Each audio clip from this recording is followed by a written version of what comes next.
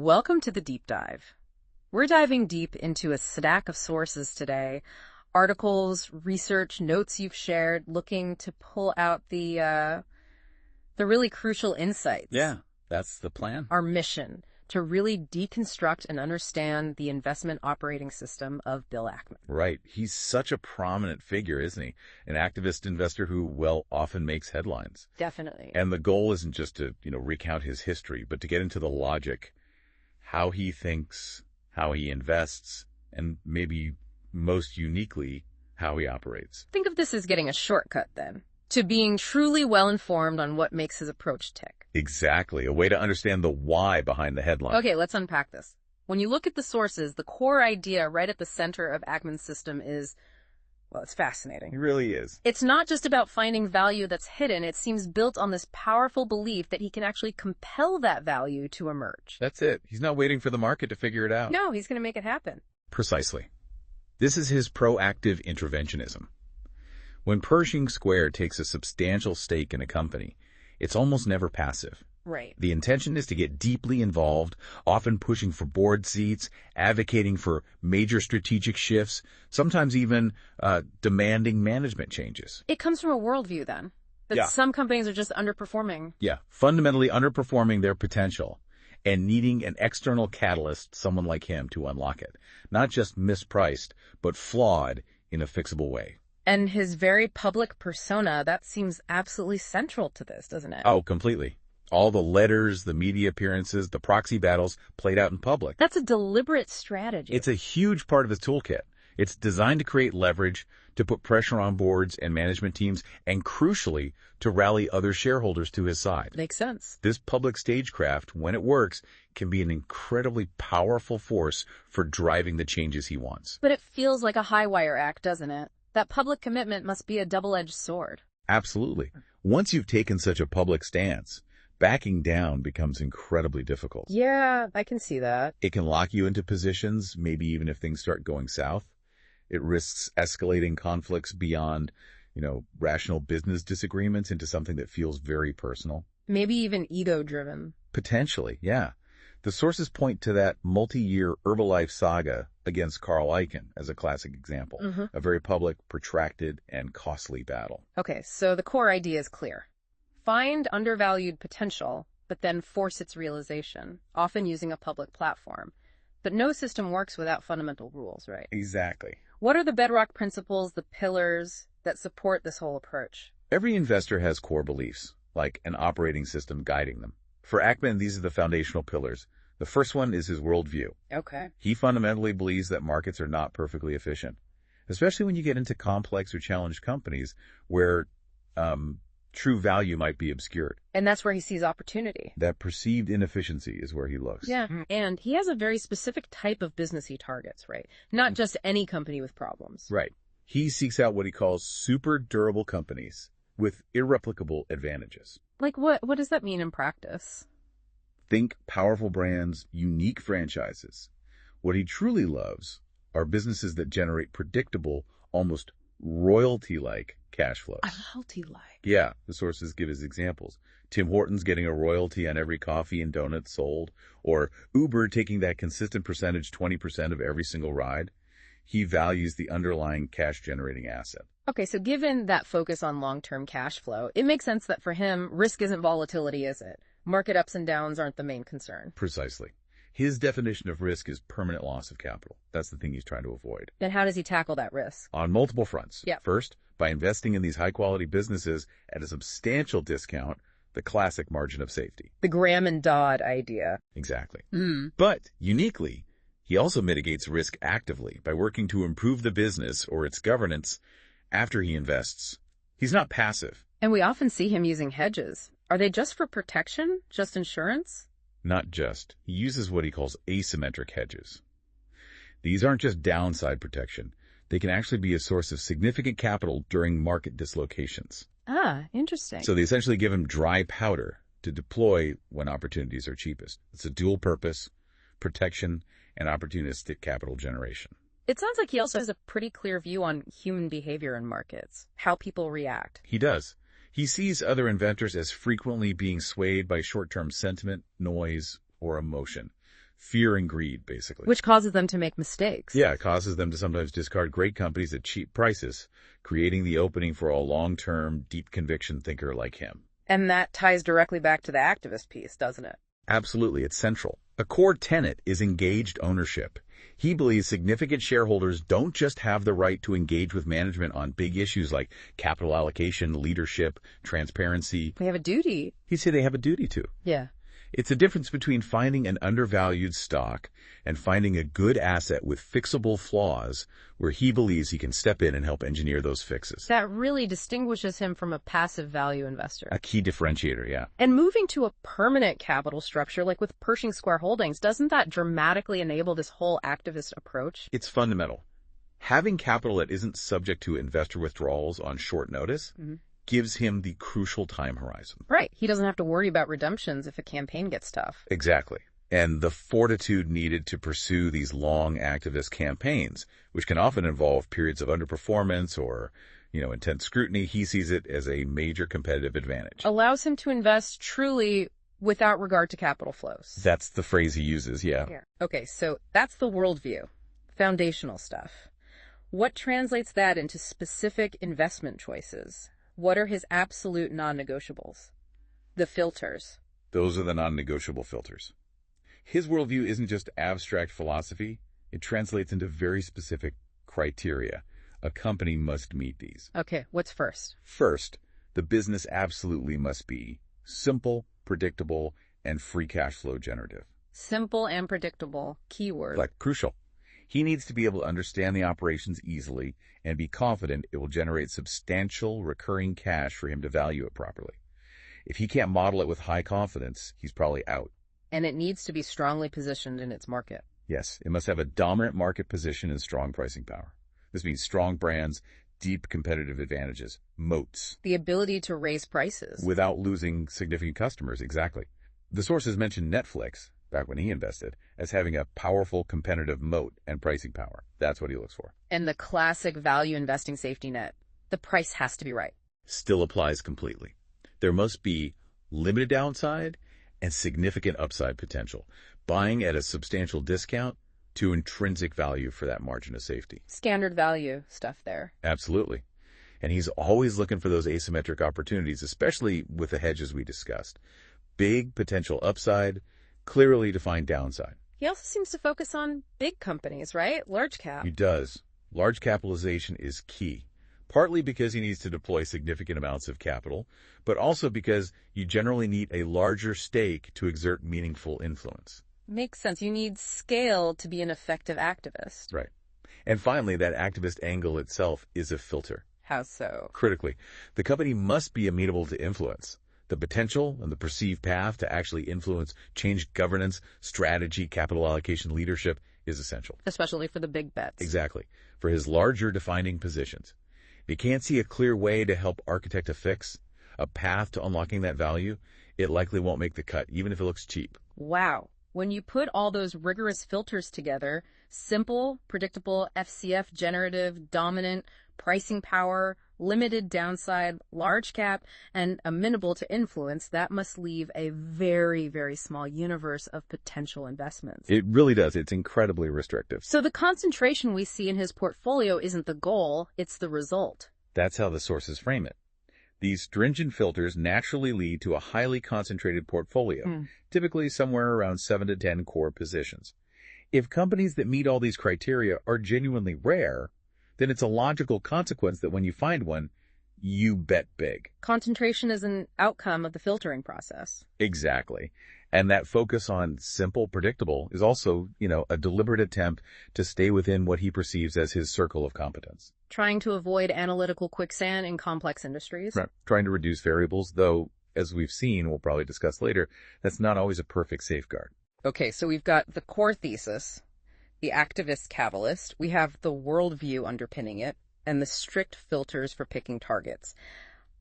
Where does this thinking actually come from? What's the intellectual foundation, the lineage? This is the intellectual lineage, you could call it the source code, powering his thinking. And it's very clear where the roots are. Graham and Dodd. Deeply rooted in Graham and Dodd principles. Intrinsic value, margin of safety. He's a big proponent of reading The classics like The Intelligent Investor, Security Analysis. People often compare him to Buffett, but with an edge. Yeah, Warren Buffett with a bit more edge is a common description. They share that fundamental focus on quality businesses, strong moats, predictable earnings. But Ackman's much more willing to step in and force change. Much more willing. That's the key difference in approach. You also see influences from others like Seth Klarman, particularly the focus on margin of safety, and maybe Peter Lynch's emphasis on investing in businesses you can truly understand. But it's definitely not just traditional finance theory driving this, is it? He seems to pull from other areas. Absolutely not. His activist campaigns are essentially sophisticated public debates. Think about it. How so? He uses incredibly detailed presentations. The Herbalife one was famously hundreds of slides long, plus media appearances, carefully grafted letters. He's a master of constructing and selling a narrative. So rhetoric and persuasion are key skills. It's applied persuasion science. He uses ethos, credibility, pathos, emotion, and logos, logic, to build his case publicly and sway opinion. Activism, for him, is partly the science of persuasion. And those public battles, they often feel like a game of chess. High stakes. High stakes game theory, definitely. Interventions, proxy battles like the one at Canadian Pacific, or even public shorts like Herbalife, these are all encounters where he's anticipating, reacting to, and trying to influence the moves of management, other investors, regulators. Multiplayer game. Often zero-sum, yeah. Predicting and shaping reactions is crucial. What role does psychology play, both in how he sees the market and maybe within his own system? Psychology is huge. He aims to exploit market psychology, that short-termism, the panic selling that creates opportunities for the rational, long-term player. But what about his own psychology, that conviction? That conviction is a massive strength, obviously. But the sources suggest it can also veer into overconfidence sometimes. Leading to mistakes. Potentially leading to underestimating the opposition or the sheer difficulty of execution. Some sources point to JCPenney or Valeant as examples where maybe that happened. And the narrative fallacy, getting caught up in his own story. That could be a vulnerability. When you build such a compelling public narrative, there's a risk you might subconsciously downplay contradictory evidence, especially given his reliance on that public narrative. And there's this element, too, of believing a single individual, often someone he picks, can totally transform a company. Yes, you definitely see elements of a great man theory of value creation in his approach. Like bringing in specific leaders. Exactly. His strategy often involves identifying and then working hard to install transformative leaders. Hunter Harrison at Canadian Pacific is the prime example. Ron Johnson at JCPenney was another attempt. There's a strong belief that exceptional individuals are key drivers of turnarounds. Okay, so that's the intellectual blueprint, the theory behind it all. But how does the system really hold up when it slams into market reality? How does it actually shape his temperament when things get tough? Right. That's where we look at the system under stress. How does it engineer his mindset? The theory is that the intense focus on long-term intrinsic value acts as a powerful anchor. Against short-term market noise. Exactly. Against short-term turbulence. The deep due diligence that goes into building that initial conviction is supposed to make it easier to hold positions or even add to them during market downturns. If the core thesis remains intact. Crucially, yes. If the underlying fundamentals remain strong in his view. His whole approach feels inherently contrarian, though. It absolutely is. Activism, by definition, means challenging the status quo. It often involves buying when others are fearful or selling. So the system is naturally suited to a contrarian mindset. And those public platforms we talked about, the letters, the presentations, they serve another function too, right? Like a commitment device. That's a great way to put it. Once he has publicly staked his reputation on a position, it becomes extremely costly, reputationally, to just walk away. Makes it harder to fold, even if it gets painful. Definitely. Think about the multi-year Herbalife short, that very public stance, compelled adherence, you could argue, even through significant periods of pain and contrary market moves. He often talks about learning from mistakes, though. Does the system incorporate that? He does emphasize that. He said he learns more from mistakes than successes. The Valeant situation, which he himself described as his darkest professional moment. A huge, costly error. Massive. It was reportedly followed by significant introspection, and then a subsequent period of strong performance, and maybe a shift in focus, what he calls the permanent capital era. Suggests some learning, some adaptation. And those asymmetric hedges, they aren't just capital tools then. They seem like temperament tools too, helping him stay the course. Crucially, The COVID-19 credit default swap trade is a prime example cited in the sources. They act as kind of panic buffer. How so? They tend to generate liquidity precisely when the market is crashing, and his core equity portfolio might be suffering the most. This provides both the capital and, importantly, the confidence needed to take bold action when assets are cheapest. So they support his resolve in turbulent times. Exactly. They function as an opportunity fund generated when fear is highest. But does the intense public pressure ever backfire on his temperament? Does that pressure cooker effect have downsides? It certainly can. While it might forge resolve, the sources suggest it also risks pushing someone toward entrenchment. Digging in too much. Yeah, and potentially escalating conflicts beyond the point of rational value maximization. It could cloud judgment. Again, the Herbalife saga is often cited as an example where the public battle seemed to become incredibly hard to disengage from, very costly in multiple ways. And that learning loop you mentioned, is it always effective? Does the system guarantee learning, or can conviction override it? That's a really important question the sources raise. The recurrence of certain types of missteps, specifically underestimating operational complexity or execution risk, which you could argue happened in both Valeant and JCPenney, does make you wonder. If conviction sometimes overrides the lessons from past failures. Exactly. Does deep conviction sometimes prevent fully absorbing those lessons? The shift to simpler, maybe more predictable consumer-focused businesses after Valeant does suggest some learning occurred, but the susceptibility to perhaps overconfidence in execution might remain a feature of the temperament engineered by this system. Let's bring this to life with a classic case study, one where the system seemed to work masterfully. Canadian Pacific Railway, CP. Right. This is probably his most celebrated activist success story. Around 2011-2012, Pershing Square acquired a major stake. CP was widely seen as an underperforming railroad company at the time. Okay, so applying the pillars. How did it fit his worldview? His worldview saw it as a super durable asset. Railroads have these incredible, essentially irreplaceable infrastructure moats. Right. Hard to build a new railroad. Exactly. But it was clearly underperforming its peers, signifying market inefficiency and, crucially, operational potential that wasn't being realized. And the filters checked out. Simple, predictable. Yes.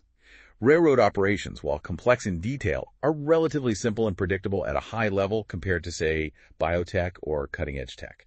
CP definitely had a dominant market position in key routes. Undervalued. He saw it as significantly undervalued relative to the cash flow potential if operations could be optimized. Yeah. And critically, he believed it was highly amenable to influence. Meaning new leadership could unlock value. Precisely. That bringing in the right operational leadership was the key. And his intellectual lineage, the approach, came into play here strongly. Absolutely. It was classic Graham and Dodd value investing.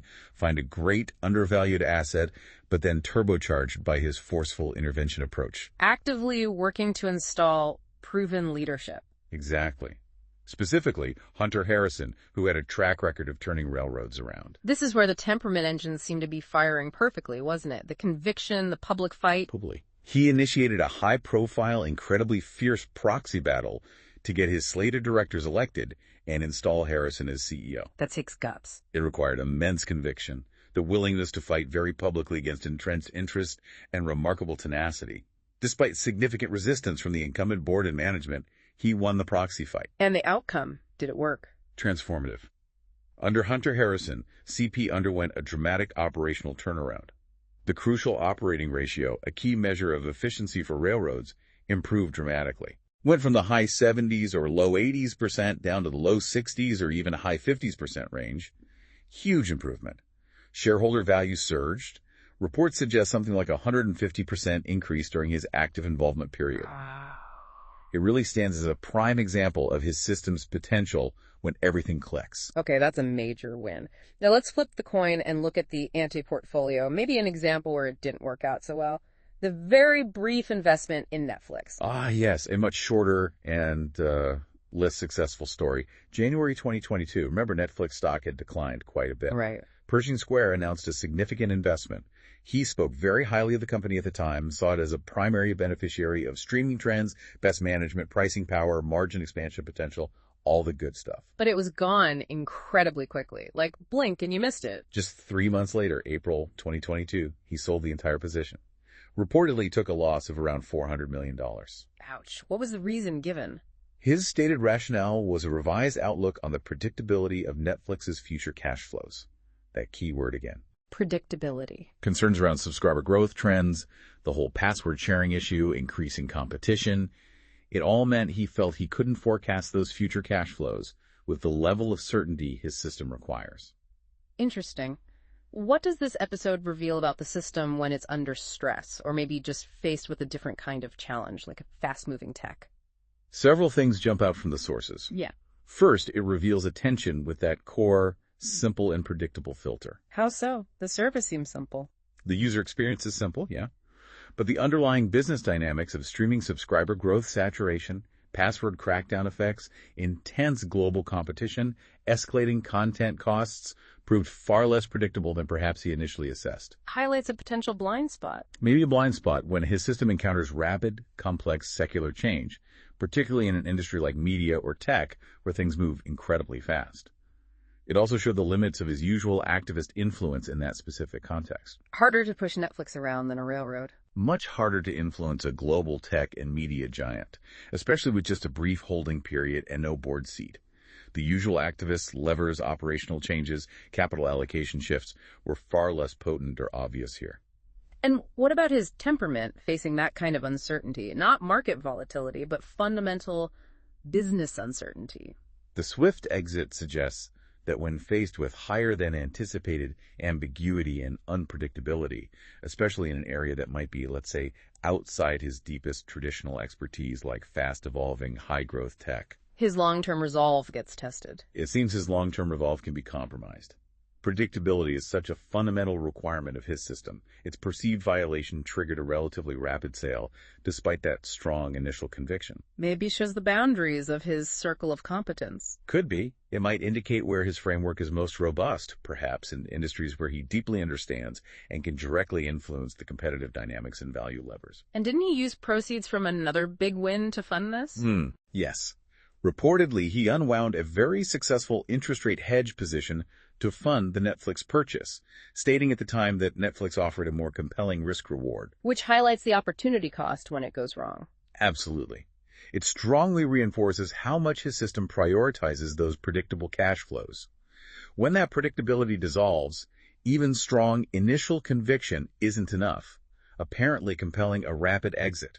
It suggests a much lower tolerance for ambiguity in the core drivers of the business itself than for simple stock market volatility. So the system, for all its power and success in cases like CP, clearly isn't infallible. It has limits. Let's put it through a kind of red team challenge. Thinking critically, when does this highly structured, conviction-driven, activist strategy tend to underperform or even fail outright? Yeah, good exercise. The sources suggest several scenarios where the system can struggle. One is prolonged momentum markets, where growth stocks just keep going up, detached from fundamentals. Exactly. Where valuations are driven purely by growth narratives. His value-oriented approach can significantly lag in those periods. He might effectively miss out on huge gains in growth stocks. What else? He can also fall into classic value traps. Businesses that look cheap but are actually in genuine, irreversible secular decline, where the fundamentals just keep eroding. JCPenney is often cited as potentially fitting that description. And environments that are just hostile to activism must be a major hurdle, right? Definitely. Markets or specific regulatory environments that strongly protect incumbent management, or companies with structures like dual-class shares that consolidate voting control. These can render his influence completely ineffective. Makes his main tool useless. Pretty much. Technological shifts can also simply erode those super durable moats he seeks faster than anticipated. Think about how e-commerce hammered traditional department stores like JCPenney. And what about businesses heavy on intangibles? Software, data. Those can be harder for his traditional, often asset-focused valuation models to get a handle on. And their predictability can be very different. The Netflix experience hinted at this discomfort, maybe, with intangible, heavy, fast-moving tech businesses. And the very public confrontational nature of the activism itself carries inherent risks, doesn't it? Huge risks. As we discussed, it can lead to ego battles. The fight itself can become more important or more costly than the underlying value creation opportunity. Herbalife again. Herbalife is the classic example cited. where the battle became incredibly protracted, personal, and expensive on multiple levels. And then there are just potential lapses in the core due diligence process itself. Valeant is the unavoidable prime example here. The sources highlight how his conviction, his belief in the management and the strategy seem to override significant red flags. What kind of red flags? Things around Valeant's controversial business model. Its heavy reliance on the Philodor specialty pharmacy, opaque accounting practices, aggressive drug pricing strategies. Things that others outside his fund, like finance professor Aswath Damodaran, were publicly flagging as deeply problematic and potentially damaging to credibility long before the collapse. So conviction blinding him to warning signs. It highlights how conviction, while absolutely necessary for his style, can sometimes, perhaps, blind an investor to crucial warning signs, if not constantly challenged. And even when he gets involved, gets the changes he wants, like a new CEO, he can't always force the outcome he envisions, can he? No, absolutely not. The JCPenney failure, despite successfully installing his hand-picked CEO Ron Johnson, who'd had huge success at Apple Retail, shows that execution is never guaranteed. Sometimes the problems are simply more intractable, or the chosen solution doesn't work in that specific context. And the concentration risk is always there. Always. A major vulnerability of his highly concentrated portfolio is that when a really large position like Valeant goes significantly wrong, the impact on his fund's overall performance is severe. He acknowledged the fund dropped significantly.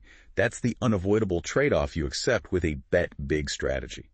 So wrapping that up, the system seems most brittle when his deep conviction slams into true, irreducible complexity. Like Valeant accounting and business model mess. Or strong, effective resistance to influence. Like maybe initially at CP or arguably throughout JCPenney. Or when the public battle itself becomes value destructive. Like Herbalife seemed to become. It relies so heavily on him being correct in his initial assessment of both the value and the fixable flaws, and then on the market and the company ultimately bending to his thesis and the changes he advocates.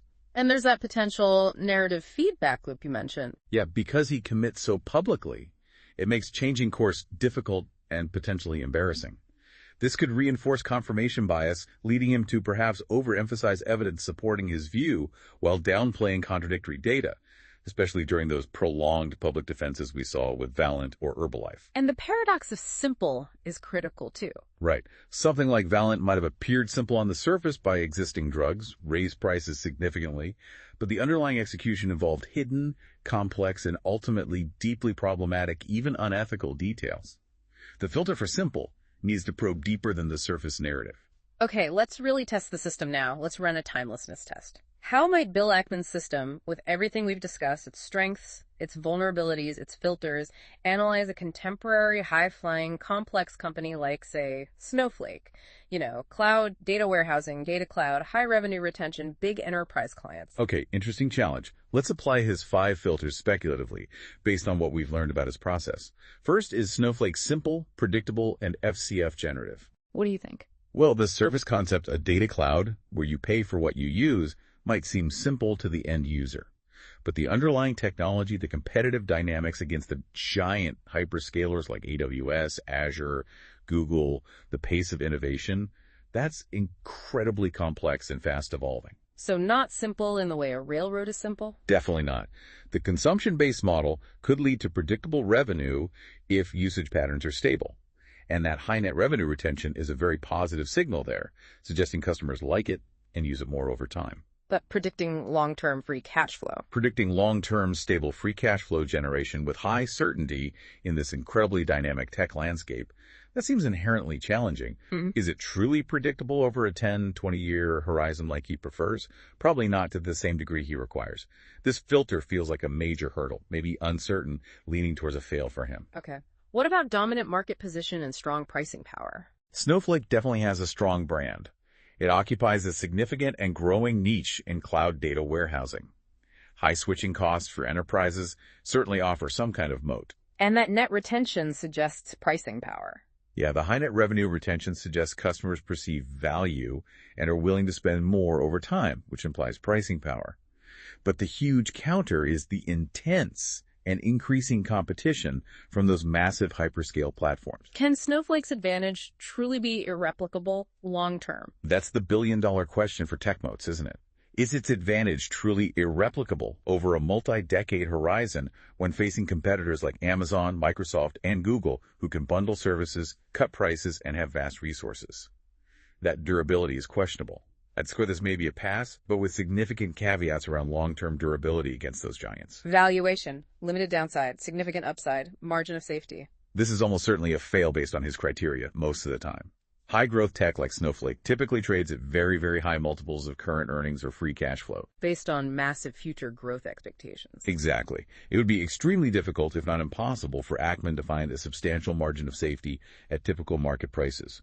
He'd need to project enormous and highly certain future cash flows far out into the future to justify the valuation. Based on his usual requirements, this filter is likely a fail. Okay, large capitalization. Yeah, Snowflake is definitely a large cap company, so it fits that criteria easily. Pass. And finally, the crucial one for him, amenable to influence, the activist angle. This feels tough. What specific changes would he realistically target in a company like Snowflake? Influencing complex software roadmaps, R&D spending decisions, or global enterprise sales strategies. That's very different from improving operating ratios at a railroad or changing capital allocation at a restaurant chain. Not his usual playbook. Right.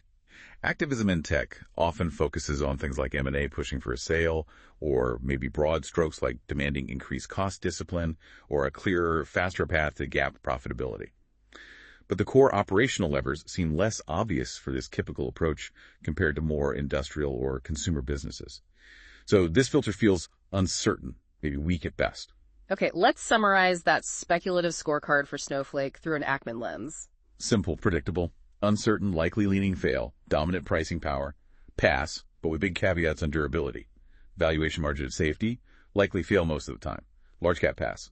Activist angle, uncertain weak. So putting it all together, what's his likely stance then, speculatively? Would he invest? He might be initially intrigued by that consumption-based model, right? That potential royalty-like feel, maybe similar to how he saw Uber's take rate. But the hurdles seem pretty high. The perceived lack of long-term predictability in such a rapidly evolving and intensely competitive tech space, combined with the almost certain lack of a traditional margin of safety in the valuation, would likely be significant deterrents. And the Netflix experience looms large. You have to think the Netflix experience where concerns about predictability in a seemingly strong tech media company led to that swift exit would probably loom large in his assessment of something like Snowflake. He'd need extreme comfort with the durability of those tech advantages and absolute conviction in a path to massive, certain future free cash flow. Exactly, rock-solid conviction. And a very clear, actionable activist lever he felt confident he could pull, beyond just generic calls for better governance or cost cuts. So, bottom line. Unless Snowflake was trading at some kind of deeply distressed valuation due to a very specific, temporary, and clearly fixable issue which seems unlikely for a core business like this he'd likely pass, the simple and predictable hurdles within his established framework just seem too high for this type of company. It hints at maybe a tangibility bias in his biggest successes. That's an interesting point. His most celebrated successes, CP Rail, Howard Hughes Core, real estate, restaurant brands, fast food, have generally been in businesses with significant tangible assets or easily understood, relatively stable operations. Places where his preferred levers for operational improvement and capital allocation are more directly applicable. Intangible heavy tech might be more of a black box for his style. Potentially. And the whole challenge of assessing super durable moats against the backdrop of relentless, rapid innovation from tech giants like Amazon, Microsoft, and Google creates a fundamental tension for his required long-term investment horizon. How durable is any tech moat over 20, 30 years against those competitors? That's a profound question for his framework. Okay, we've really taken apart the system, haven't we? Seen it succeed spectacularly, seen it stumble publicly, and challenged its applicability to different kinds of companies. Stepping back from all the details, what's the core distillation here? If someone listening wants to walk away with just one powerful, maybe translatable lesson from Bill Ackman's complex and often controversial career, what would you say it is? Right, let's synthesize first. Ackman's system, as we've seen, is undoubtedly potent. It can generate massive returns. But it's also clearly high variance. High conviction cuts both ways. Built on value investing, but supercharged. Exactly. At its foundation, it's classic value investing, identifying simple, high-quality businesses he understands that he believes are trading below their intrinsic value. But it's turbocharged by this aggressive very public activist approach designed to force that value out. And it's all fueled by an extraordinary temperament. Characterized by that deep conviction, contrarianism, resilience. All of that. Unshakable self-belief seems core to it. But as we've hammered home, those same strengths, the conviction, the public nature, can also be significant flaws. Precisely. That intense conviction and the public stage can lead him into trouble when faced with true, unexpected complexity like Valeant, or when the narrative he builds starts overriding a changing reality, maybe Herbalife, arguably Valeant again, or when those supposed fixable flaws turn out to be just intractable, like JCPenney. The system seems vulnerable. It's vulnerable because it relies so heavily on essentially one individual or a small team, not only correctly identifying the undervalued asset and the right fix, but also forcefully architecting the realization of that value against often determined opposition and unforeseen challenges. The execution risk is huge. So with all that context, what's the one enduring, translatable lesson for the rest of us? I think the most powerful insight, the one that's potentially applicable to a much broader audience beyond just activist hedge funds, is the profound impact of owner-level engagement stemming from deep conviction. Okay, unpack that. Owner-level engagement. Most listeners aren't going to launch a proxy fight or demand board seats. No, absolutely not. You don't have to replicate the public activism or the billion-dollar scale. It's about the underlying principle. Which is? The idea that truly rigorous, independent research shouldn't just lead you to buy a stock. It should lead to such a deep level of conviction in your understanding of the business and its value drivers that you feel empowered, maybe even compelled, to actively engage with those drivers as an owner. How might an individual investor engage? That engagement could take many forms. It could be private dialogue as possible, asking management probing questions during earnings calls or shareholder meetings, voting your shares thoughtfully, or, where you have the capacity and it makes sense, perhaps joining with other shareholders on specific issues. It's about mindset. Why is that principle, that mindset, so valuable, even for someone managing their own portfolio? Because it fundamentally transforms investing from being, a passive spectator sport, just watching stock prices whittle, to being an active participant in capitalism, even on a small scale. It demands more homework. It demands a much higher level of due diligence, absolutely. Yeah. You have to strive to understand the business inside and out, like a real owner would. It fosters a mindset of actively shaping outcomes, or at least understanding where influence is possible and focusing on the business fundamentals, rather than just passively predicting market movements or macroeconomic tea leaves. Shifting from predicting to participating. Exactly. When this engagement is rooted in sound, independent analysis, a realistic understanding of the potential value, and an honest assessment of your own actual capacity to influence things, it can potentially unlock value or mitigate risks that a purely passive approach might miss entirely. So think like an owner. It encourages you to think and act like a true owner, vested in the long-term success of the enterprise, and prepared to take thoughtful action within your own capabilities and sphere of influence. That mindset shift, I think, is perhaps the most enduring and broadly applicable takeaway from studying Bill Ackman's intense and fascinating system.